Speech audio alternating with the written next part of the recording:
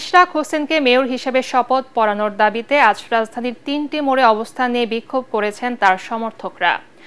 ইসির গ্যাজেট প্রকাশের পরও দায়িত্ব বুঝিয়ে দিতে গড়িমসি করায় স্থানীয় সরকার উপদেষ্টার পদত্যাগ চেয়েছেন তারা। কাকরাইল মোড়, মৎস্য ভবন ও হাইকোর্টের সামনে অবস্থান নিয়ে আন্দোলনকারীদের বিক্ষোভের কারণে ওই এলাকায় যান চলাচল বন্ধ হয়ে যায়। এদিকে নগর ভবনের সর্বস্তরের কর্মচারীদের কর্মবিরতির কারণে বন্ধ রয়েছে সব ধরনের নাগরিক সেবা। বিস্তারিত তরিক ইসলামের প্রতিবেদনে। বিএনপি নেতা ইশরাক হোসেনকে ঢাকা দক্ষিণ সিটি কর্পোরেশনের মেয়রের দায়িত্ব বুঝিয়ে দিতে তার সমর্থকদের আন্দোলন গড়িয়েছে সপ্তম দিনে। তবে বুধবার নগর ভবনের পরিবর্তে হাইকোর্ট, মৎস্য ভবন ও কাকরাইল মোড়ে খণ্ড খণ্ডভাবে অবস্থান নেন শত শত কর্মী সমর্থক। প্রধান উপদেষ্টার বাসভবন যমুনার অভিমুখে কাকরাইলে পুলিশের ব্যারিকেডের সামনে অবস্থান নেয় আন্দোলনকারীরা। এতে বন্ধ হয়ে যায় যান চলাচল। এ সময় অবিলম্বে ইশরাককে শপথ পড়ানোর দাবি জানান তারা। ইশরাক হোসেনকে আদালত থেকে রায় দিয়েছে, তাকে মেয়র হিসেবে ঘোষণা করা হয়েছে। সে তার জায়গায় বসবে, সিটে বসবে, এটা স্বাভাবিক। এটা দেশের মানুষ, জনগণ প্রত্যাশা করে। সে যাতে শপথ বাক্য পাঠের মাধ্যমে পুরো ঢাকাবাসীর দাবির প্রেক্ষিতে তাকে অবিলম্বে মেয়র পদটি ফিরিয়ে দেওয়া হোক। এই দায়িত্বটা স্থানীয় সরকারের নিতে হবে এবং অবিলম্বে আদালতের রায় বাস্তবায়ন করে দাবি আদায় না হওয়া পর্যন্ত রাজপথে থাকার ঘোষণাও দেন সমর্থকরা। ওনার প্রজ্ঞাপন জারি হয়েছে মেয়রের জন্য, কিন্তু তাকে এখনো শপথ করানো হচ্ছে না। এটার প্রতিবাদে ঢাকাবাসী রাজপথে নেমে এসেছে। স্থানীয় সরকার উপদেষ্টা তিনি তালবাহানা করছেন, এর জন্য আমরা আজকে দীর্ঘদিন ধরে আন্দোলন চালিয়ে যাচ্ছি। আমাদের দাবি যতক্ষণ পর্যন্ত ইশরাক ভাইকে মেয়র হিসেবে আমরা দেখতে পাচ্ছি ততক্ষণ পর্যন্ত আমাদের আন্দোলন চালিয়ে যাব। বিক্ষুব্ধ ইশরাক সমর্থকরা স্থানীয় সরকার উপদেষ্টা আসিফ মাহমুদ সজীব ভুঁইয়ার পদত্যাগের দাবিও জানান। ঢাকাবাসীর এই আন্দোলনের সাথে সংহতি জানিয়েছে ডিএসসিসির কর্মচারী সমিতি। এতে বন্ধ রয়েছে সব ধরনের নাগরিক সেবা। এদিকে উপদেষ্টা আসিফ মাহমুদও মাহফুজ আলমের পদত্যাগ দাবি করে নিজের ফেসবুক পেজে পোস্ট দিয়েছেন বিএনপি নেতা ইশরাক হোসেন। বিএনপি নেতা ইশরাক হোসেনকে ঢাকা দক্ষিণ সিটি কর্পোরেশনের মেয়র ঘোষণা করে নির্বাচন কমিশনের গ্যাজেটের কার্যক্রম স্থগিত চেয়ে করা রিটের বিষয়ে আদেশ দেওয়া হবে আগামীকাল। বিচারপতি আকরাম হোসেন চৌধুরী ও বিচারপতি দেবাশিস রায় চৌধুরীর দ্বৈত বেঞ্চ আদেশের জন্য এদিন ঠিক করেন। আরও জানাচ্ছেন হুমায়ুন চিশতি। বিএনপি নেতা ইশরাক হোসেনকে ঢাকা দক্ষিণ সিটি কর্পোরেশনের মেয়র হিসেবে শপথ না পড়ানোর নির্দেশনা চেয়ে করা রিটের বিষয়ে বুধবার আদেশ দেওয়ার কথা ছিল। বেলা 12:30টায় আদালত বসার শুরুতেই হাইকোর্ট রুল ও স্থিতাবস্থা দিতে চাইলে আপত্তি জানান ইশরাকের আইনজীবীরা। পরে ইশরাকের আইনজীবী, রিট আবেদনকারীর আইনজীবী ও রাষ্ট্রপক্ষ শুনানি করেন। বেলা 1:15 পর্যন্ত চলা শুনানিতে নির্বাচনী ট্রাইব্যুনালের রায়ের বিভিন্ন অসঙ্গতি তুলে ধরেন রিটকারীর আইনজীবী। ওয়ালটন আবারও মিলিয়নিয়ার অফারে ওয়ালটন ফ্রিজ কিনে আপনিও হয়ে যেতে পারেন মিলিয়নিয়ার।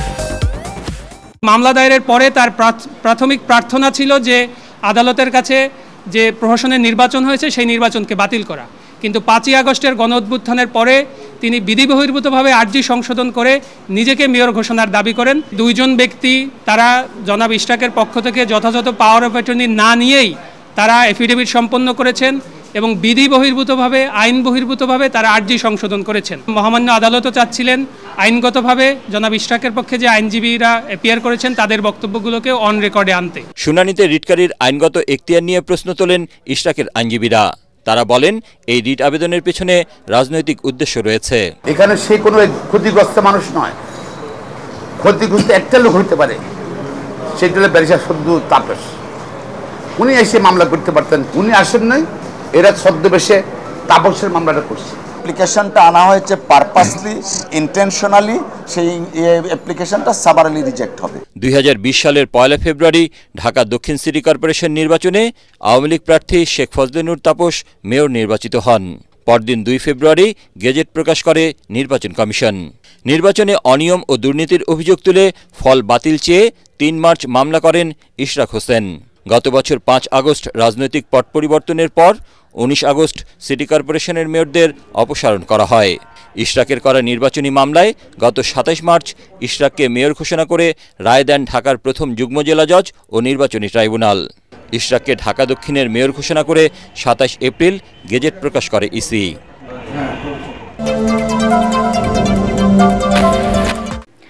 সিইসি সহ অন্য নির্বাচন কমিশনারদের অপসারণ করে ইসি পুনর্গঠনের দাবি জানিয়েছে জাতীয় নাগরিক পার্টি এনসিপি। সংস্কার কমিশনের সুপারিশের আগে ফ্যাসিবাদী কায়দায় গঠিত নির্বাচন কমিশন একটি দলের পক্ষে কাজ করে নিরপেক্ষতা হারিয়েছে বলে অভিযোগ দলটির। এ সময় সরকারের আইন, অর্থ ও পরিকল্পনা এই 3 উপদেষ্টাকে বিএনপির মুখপাত্র বলেও দাবি করেন এনসিপির মুখ্য সমন্বয়ক। তবে ইসি বলছে আগে স্থানীয় নাকি জাতীয় নির্বাচন হবে সে সিদ্ধান্ত নেবে সরকার, নির্বাচন কমিশন নয়। মিজান শাহজাহানের রিপোর্ট। নির্বাচন কমিশন পুনর্গঠন ও নতুন কমিশনের অধীনে আগে স্থানীয় সরকার নির্বাচনের দাবিতে সকাল থেকে নির্বাচন কমিশনের সামনে বিক্ষোভ করে এনসিপির ঢাকা মহানগর শাখার নেতাকর্মীরা। দুপুর 1টার দিকে পুলিশের ব্যারিকেড ভেঙে মূল ফটক দিয়ে কমিশন কার্যালয়ে প্রবেশের চেষ্টা করে আন্দোলনকারীরা। পুলিশের বাধার মুখে ভেতরে প্রবেশ করতে না পেরে প্রধান ফটকের সামনে বসে সমাবেশ করে এনসিপি।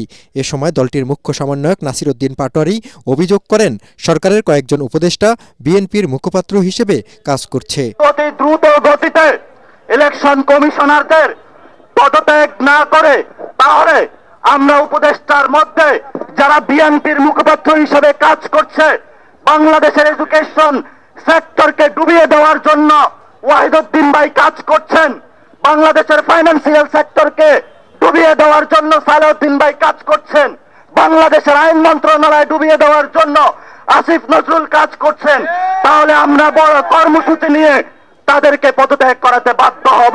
সংস্কার কমিশনের সুপারিশের আগেই ফ্যাসিবাদী কায়দায় ইসি গঠন করারও প্রতিবাদ জানানো হয়। তারা বলেন ইশরাক হোসেনকে মেয়র ঘোষণা করে ট্রাইব্যুনালে দেয়া রায়ের বিরুদ্ধে আপিল না করে উল্টো গেজেট প্রকাশ করে কমিশন শপথ ভঙ্গের মাধ্যমে সাংবিধানিক পদে থাকার অধিকার হারিয়েছে। স্থানীয় সরকারগুলোকে কলুষিত করতে চায়, এটা বাংলাদেশে বারবারই হয়ে আসছে। বিএনপি মুখে বলে গণতন্ত্র, কিন্তু অন্তরে তাদের ফ্যাসিস্ট মনোভাব। এনসিপি যখন বাইরে বিক্ষোভ করছিল তখন ইসিতে 5ম কমিশন বৈঠক চলছিল।